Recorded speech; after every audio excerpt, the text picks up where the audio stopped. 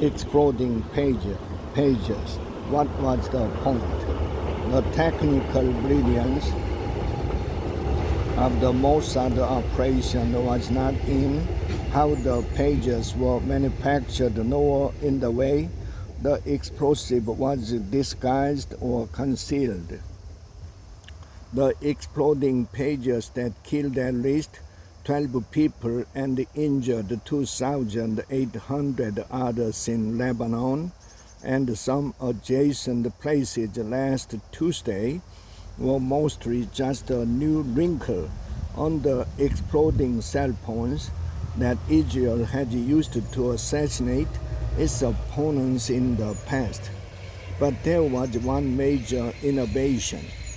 You expected competence and ingenuity from Israel's Mossad spy agency, so it's no surprise that in New Hezbollah, the Lebanon-based Islamist organization was planning to replace the mobile phones of its planners and commanders with old-fashioned pagers. One-way pagers cannot transmit, so do not reveal the holder's location. Speculations aside, the rigged pagers were all delivered to Hezbollah a couple of months ago and have been in daily use ever since. The obvious question is, what was it all for? The answer to that lies in another question: why so many?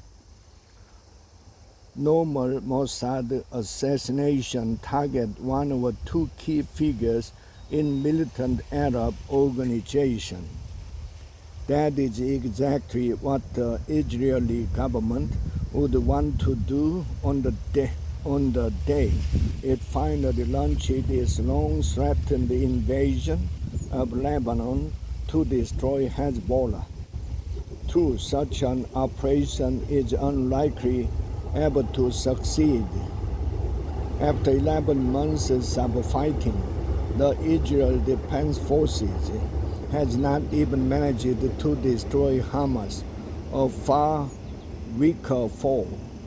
But for Prime Minister Benjamin Netanyahu's government, which cannot think of anything else to do, attacking Hezbollah is an almost irresistible displacement activity. Most of the victims were actual combatants for once, and the only message is sent is that Israel is not yet ready to invade Lebanon. Whether it ever will be ready remains to be seen, but doing so without crippling Hezbollah's communications post would be a very big mistake.